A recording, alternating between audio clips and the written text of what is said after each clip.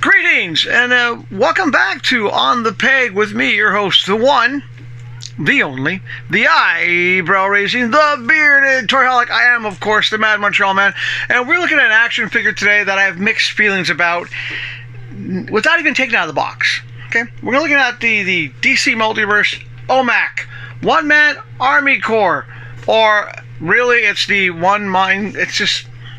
Well, we'll get into that a bit, but yeah, I picked this up, and I was happy they announced OMAC, but, well, let's just get into it. Let's get my good friend, my ally against all mint and package. He is the steel blade of justice. He is Dr. Steel. Now, when I think about OMAC, I go back to 1975. Jack Kirby's OMAC was a really cool character. I mean, it was like one-man Army Corps. And it was just, this made sense to me. This is kind of fun. This OMAC is more of an OMAC virus. It's from the Final Crisis storyline. But what do you say I finish taking him out of the package, throw in a close-up, then we'll get into the details of why I have mixed feelings about OMAC.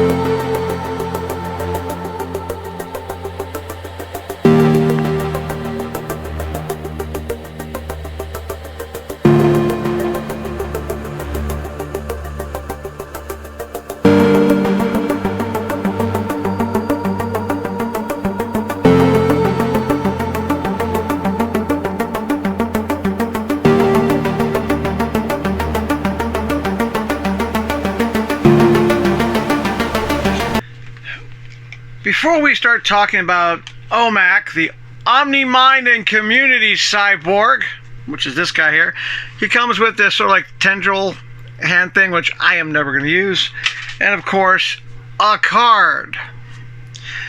Now, well, I'll get into it. I mean, it's a cool design, it's a cool action figure, I like the details, it's well sculpted, but it's not OMAC. To me, OMAC is One-Man Army Corps. Jack Kirby came up with OMAC in 1974, and he had his own comic book in 1975, and that's the OMAC that I grew up with. It was a cool OMAC. It was a giant freaking guy that just was like, you know, Buddy Blank, Brother Eye turns Buddy Blank into this fighting machine. It was cool.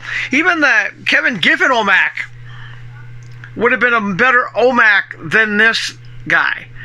And there's also the Kevin Hogue OMAC would have been better than this guy. This, to me, is an army builder. This is something that, you know, it made sense for the storyline in Final Crisis, but overall, it's not OMAC. It's just a techno virus that takes over humans and turns them into this.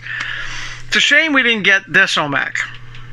The John Byrne OMAC from that miniseries. That would have been an amazing OMAC to have. Or even like a DC Classic OMAC, the Jack Kirby OMAC. I would have loved that. But we got this guy instead. Now, it's definitely going to be an army builder if you want to build tons of these guys, but I don't think so. I think I'm just going to keep the one. I mean, it's got your typical McFarlane articulation.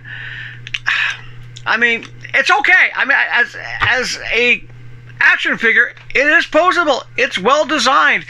It's cool. It's just not OMAC. I'm disappointed that McFarlane decided to go with this OMAC, especially with, hey Todd, you've been doing all these freaking retro figures. Why did you not go with a more traditional OMAC or even the John Byrne OMAC? You gave us this one.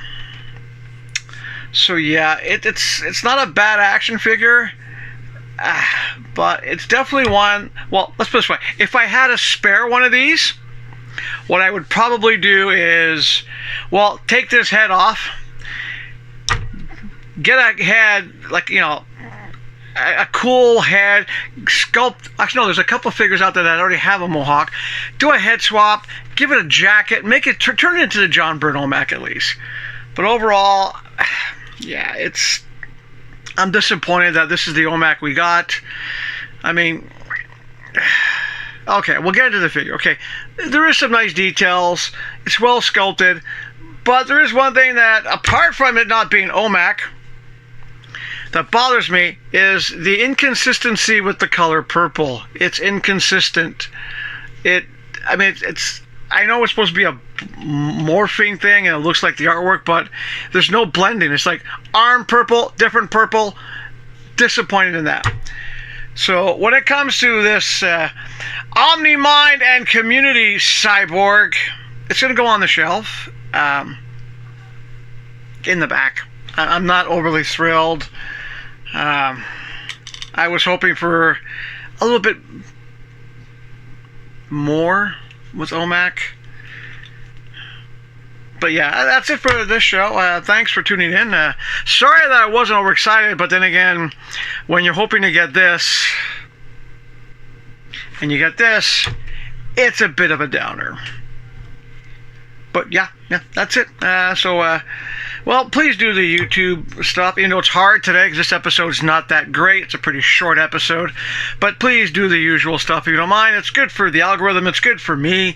And let me know in the comments, by the way. So do the, like, subscribe, comment, and share. Let me know in the comments what you thought of this OMAC. And would you also want one of the other OMACs, like the Jack Kirby OMAC, the Keith Giffen OMAC would be interesting, or even the John Byrne OMAC. That would be so cool to have. But until next time, you gotta do your best for your body, your mind. Don't want a techno-virus taking over. To stay healthy. And when you start thinking back about the classic comics like Jack Kirby's OMAC, Keith Giffen's OMAC, it's a good way to stay happy. And when you think of, well, maybe next time we'll get an OMAC that we want, it's a good way to stay positive. And we'll see you next time here on The Peg.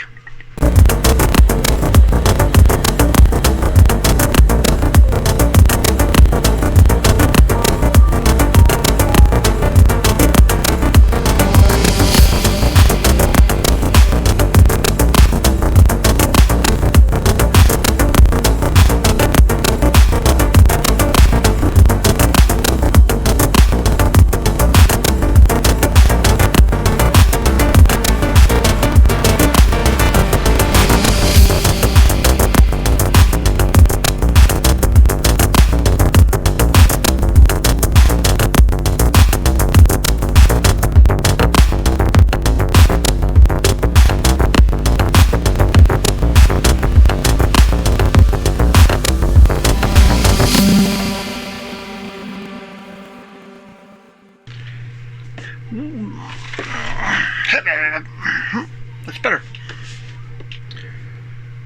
Welcome back to On the Peg with me, your host, the one, the only, the eyebrow raising, the bearded Twilight,